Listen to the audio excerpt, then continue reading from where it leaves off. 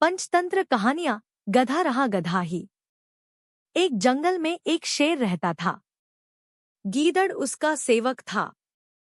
जोड़ी अच्छी थी। शेरों के समाज में तो उस शेर की कोई इज्जत नहीं थी, क्योंकि वह जवानी में सभी दूसरे शेरों से युद्ध हार चुका था।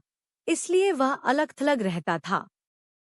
उसे गीदड़ जैसे चमचे की सख्त जरूरत थी, जो 24 घंटे उसकी चमचागिरी करता रहे।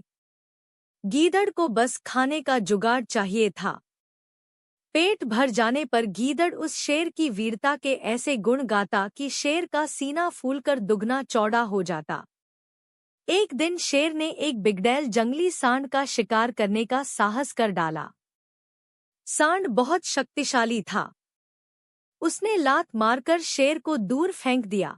जब वह उठने को हुआ तो सांड ने फांफा करते हुए शेर को सींगों से एक पेड़ के साथ रगड़ दिया।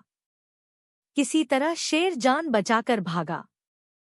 शेर सींगों की मार से काफी जख्मी हो गया था। कई दिन बीते, परंतु शेर के जख्म ठीक होने का नाम नहीं ले रहे थे। ऐसी हालत में वह शिकार नहीं कर सकता था। स्वयं शिकार करना गीदड़ के बस का नहीं था। दोनों के भूखों मरने की नौबत आ गई। शेर को यह भी भय था कि खाने का जुगाड़ समाप्त होने के कारण गीदड़ उसका साथ न छोड़ जाए। शेर ने एक दिन उसे सुझाया, देख, जख्मों के कारण मैं दौड़ नहीं सकता। शिकार कैसे करूं? तो जाकर किसी बेवकूफ से जानवर को बातों में फंसाकर यहाँ ला। मैं उस झाड़ी में छिपा रहूंगा। गीदड़ को भी शेर की बात जंच गई। वह किसी मूर्ख जानवर की तलाश में घूमता घूमता एक कस्बे के बाहर नदी घाट पर पहुंचा।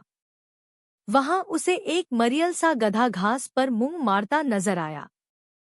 वह शक्ल से ही बेवकूफ लग रहा था। गीदड़ गधे के निकट जाकर बोला, पान्य लागू चाचा।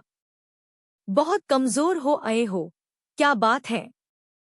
गधे ने अपना दुखड़ा रोया, क्या बताऊं भाई, जिस धोबी का मैं गधा हूं, वह बहुत क्रूर है।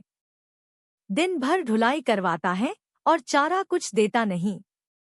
गीदड़ ने उसे न्योता दिया, चाचा, मेरे साथ जंगल चलो न, वहां बहुत हरी हरी घास है। खूब चरना, तुम्हारी सेहत बन जाएगी। गधे ने कान फड़फड़ाए, राम राम, मैं जंगल में कैसे रहूंगा? जंगली जानवर मुझे खा जाएंगे। चाचा, तुम्हें शायद पता नहीं कि जंगल में एक बगुला भगत जी का सत्संग हुआ था। उसके बाद सारे जानवर शाकाहारी बन गए हैं। अब कोई किसी को नहीं खाता। गीदड़ बोला और कान के पास मुंह ले जाकर दाना फेंका। चाचू, पास के कस्बे से बेचारी गधी भी अपने धोबी मालिक के अत्याचारों से तंग आकर जंगल में आ गई थी। वहां हरी हरी घास खाकर वह खूब लहरा गई है। तुम उसके साथ घर बसा लेना। गधे के दिमाग पर हरी हरी घास और घर बसाने के सुनहरे सपने छाने लगे। वह गीदड़ के साथ जंगल की ओर चल दिया। जंगल में गीदड़ गधे को उसी झाड़ी के पास ले गया जिसमें शेर छिपा बैठा था। इससे पहले कि शेर पंजा मारता, गधे को झाड़ी में शेर की नीली बत्तियों की तरह चमकती आंखें नजर आ गईं। वह डरकर उछला, गधा भागा और भागता ही गया। शेर बुझे स्वर में गीदड़ से बोला, भई, इस बार मैं तैयार नहीं था। तुम उसे दोबारा लाओ, इस बार गलती नहीं होगी। गीदड़ दोबारा उस गधे की तलाश में कस्बे में पहुंचा। उसे देखते ही बोला, चाचा, तुमने तो मेरी नाक कटवा दी। तुम अपनी दुल्हन से डरकर भाग गए। उस झाड़ी में मुझे 2 चमकती आंखें दिखाई दी थी, जैसे शेर की होती हैं। मैं भागता न तो क्या करता? गधे ने शिकायत की। गीदड़ झूठ-मूठ माथा पीटकर बोला, चाचा ओ चाचा, तुम भी निरे मूर्ख हो। उस झाड़ी में तुम्हारी दुल्हन थी। जाने कितने जन्मों से वह तुम्हारी राह देख रही थी। तुम्हें देखकर उसकी आंखें चमक उठी तो तुमने उसे शेर समझ लिया। गधा बहुत लज्जित हुआ। गीदड़ की चाल भरी बातें ही ऐसी थी। गधा फिर उसके साथ चल पड़ा।